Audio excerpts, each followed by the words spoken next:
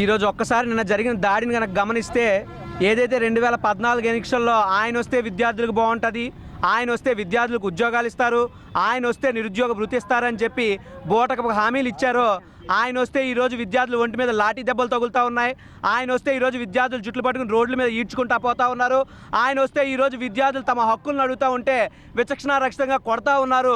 ఈరోజు ఈ పోలీసులకు కానీ లేకపోతే ఏదైతే కలెక్టర్ కానీ ఆర్డీఓ గారు కానీ అడుగుతూ ఉన్నాను, ఈరోజు విద్యార్థుల సమస్య ఇంత తీవ్రంగా ఉంది, అన్ని వేల మంది విద్యార్థులు మీ ఆఫీస్కి వస్తే 10 మెట్లు దిగి మీరు విద్యార్థుల దగ్గర రాలేరా అని అడుగుతా ఉన్నా. ప్రజాప్రతినిధులు అంటే వీఆర్ పీపుల్స్ రిప్రజెంటేటివ్స్ అంటారు, లేదా సివిల్ సర్వీసెస్ అంటే వీఆర్ పబ్లిక్ సర్వెంట్స్ అంటారు. అటువంటి పబ్లిక్ సర్వెంట్స్ అని మీరు విద్యార్థుల సమస్యలు తీవ్రంగా ఉన్న వేళ 10 అడుగులు తిరిగి వచ్చి విద్యార్థులతో మాట్లాడితే నిన్న ఎంత అమానుషమైన చర్య జరుగుండేది కాదు. కాబట్టి ఏదైతే మంత్రి గంటా గారు విద్యాశాఖ మంత్రిగా ఉంటాం, విశాఖ జిల్లా మంత్రిగా ఉంటాం, మేమందరం పూర్వజన్మలో చేసిన పాపం అయి ఉండొచ్చు అని చెప్పి మేము భావిస్తూ ఉన్నాం. నారాయణ కాలంలో పిల్లలు చనిపోతే అడిగే దమ్ము మీకు లేదు, నారాయణ కాలంలో పిల్లలు ఇబ్బందులు పడుతూ ఉంటే వారి మీద చర్యలు తీసుకునే దమ్ము మీకు లేదు. కానీ పిల్లలు మాకు ఇది కావాలని అడిగితే మాత్రం కొట్టే దమ్ము ఉంది. ఇదే కానీ మళ్ళీ పునరావృతం అయినా సరే ఈసారి ఉవ్వెత్తున ఉద్యమాన్ని మేము లేవదీస్తాం.